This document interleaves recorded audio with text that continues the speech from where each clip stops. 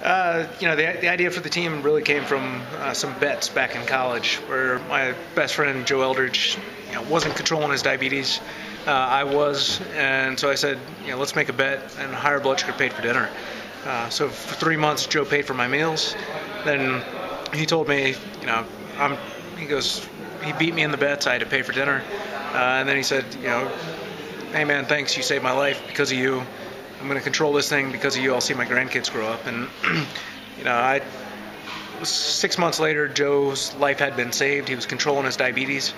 And then I thought the bike could be a good platform to spread that message of empowerment to people in the U.S. And, here we are 7.5 years later, and it's a global message that's actually saving lives of people here in Rwanda where we are, and changing health policy for people with diabetes. And once we get to the higher and higher levels and race around the world, we're changing the face of diabetes forever. At that time, you were a cyclist yourself. You wrote a book about your story, but perhaps it's interesting to explain. You were a cyclist, and at that time, doctors told you, please don't be a cyclist, otherwise you might die. It was. Back in the day when I started riding, there was no information on diabetes and exercise. There was no groups, no connectivity, and it was kind of a sport that you had to do by yourself. And I loved riding my bike. It was freedom for me, and so I rode my bike to take control of my diabetes. And it was also riding my bike because riding your bike is phenomenal. But now, thanks to the team, we're doing research on diabetes and exercise, and we will have guidelines to spread around the world over the next 5 years to show that, show every clinician, every healthcare professional, what you need to do to level the playing field for diabetes in sport, which is a goal of our team as well.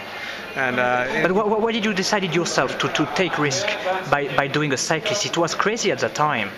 No, I'm one to push the limits, and if I find something that I like to do, I'm going to do it. And diabetes, for me, I have an advantage of that. Diabetes is the only way of life I've ever known. So for me, it's I did whatever I wanted to do. I always did things. I just made adjustments with my insulin, with checking my blood sugar, with food, so that I could do it. And like you said, so you were not scared to be a cyclist. I was never scared of anything. I mean, I might have been scared of the Alpe d'Huez when I rode up that this summer, and rightfully so because it hurt very bad. But it's all about living life, and I think that's you meet so many wonderful people riding bikes, and they're all doing it because they love it. It hurts, it's painful, your legs are sore, but all of us who ride, we keep getting back on bikes because there's just some reward that comes from riding a bike that you can't get from any other sport in the world. In your first team, you were both the manager and a rider. How is that possible? Being a manager and a rider was challenging, but I had good people.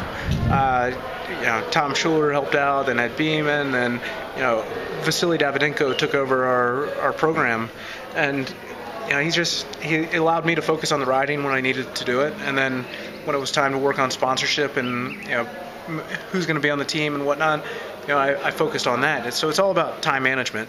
And I've been working 16 hours a day since I was 14 years old. So doing that around the bike was not so much a problem because I was doing what I loved. And at that time, perhaps you thought one day we would build a very big team and go to the Tour de France? Yeah, it was 2007 when I knew we would get to the Tour de France one day. I didn't realize that we'd have so many people in our organization, and now Team Type 1 has approximately 150 people total in the company. We got a great president, chief marketing officer, and wonderful amateur athletes who go to diabetes camps all around the country and now around the world to show people that anything's possible.